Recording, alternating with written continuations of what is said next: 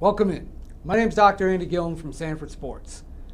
First, I have to say thank you to the leadership up here in Mandan, everybody from Superintendent Bitts, Principal Andreessen, Athletic Director Wiest.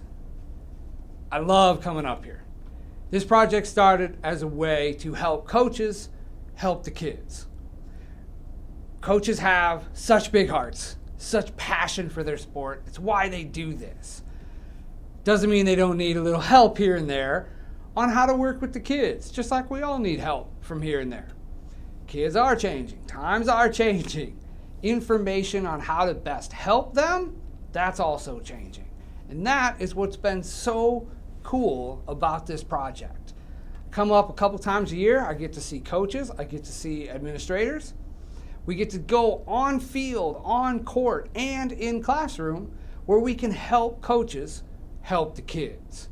It is about student development. Our student athletes need help.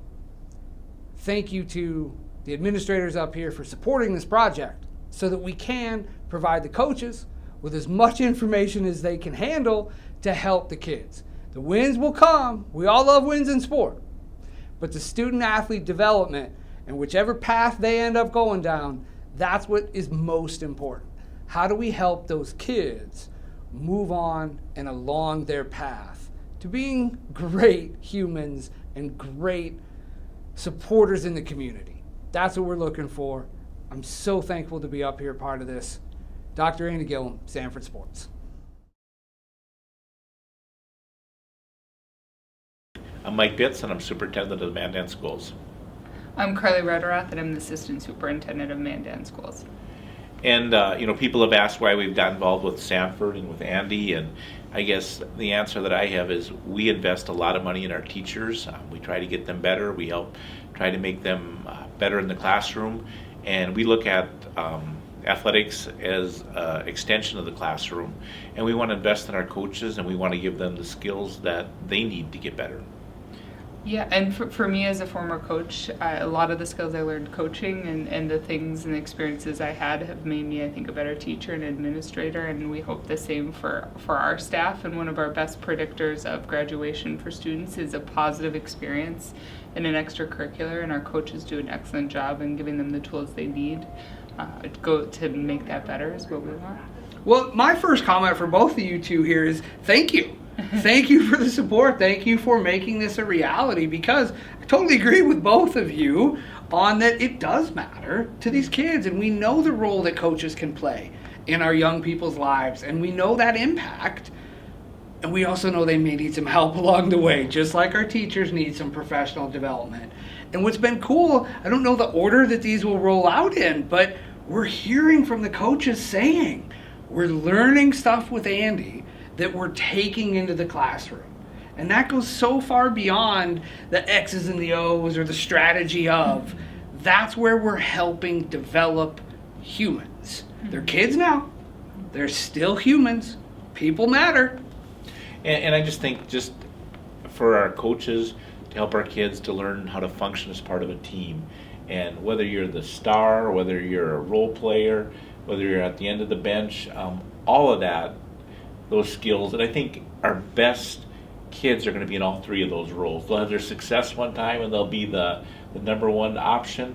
They might also be at the end of the bench cheering on their teammates. They might be hurt cheering on their teammates, but just to function well as part of a team regardless of your role. Which is real life, yeah, right? We all play the different roles along the way. Absolutely, and in every day I'm on different roles, and yeah, it's important to be able to function well with others.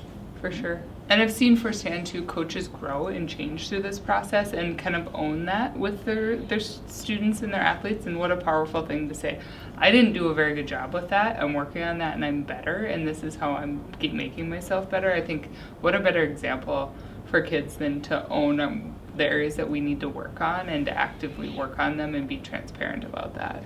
Well, and at the risk of answering a question you didn't ask, so much of that comes from the support from the admin that the coaches can say, hey, I didn't do that very well. And they're not under fear. They're not, and it's just about getting better for the kids. Absolutely. We all make mistakes every day, and we all need a second chance, and our coaches do too. We have great coaches, but they're not going to make every decision right the first time. And I think when they can reflect when they're done and say, I wish I would have, or I could have done it this way and it would have been better, that's how they learn. One of the unique pieces about that reflection, one of the roles that I fill up here is I'm not coaching against them. I'm not recruiting against them. I don't have a kid in the program.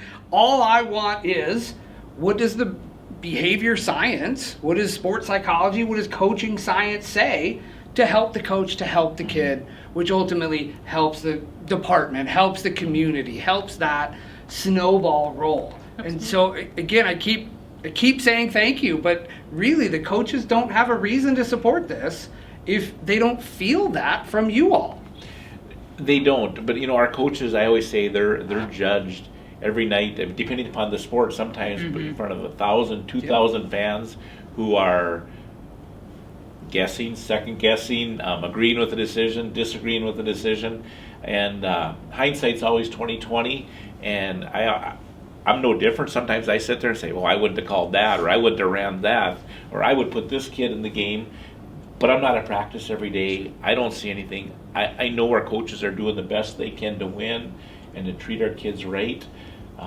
It's a tough job, and when they make a mistake, it's very public.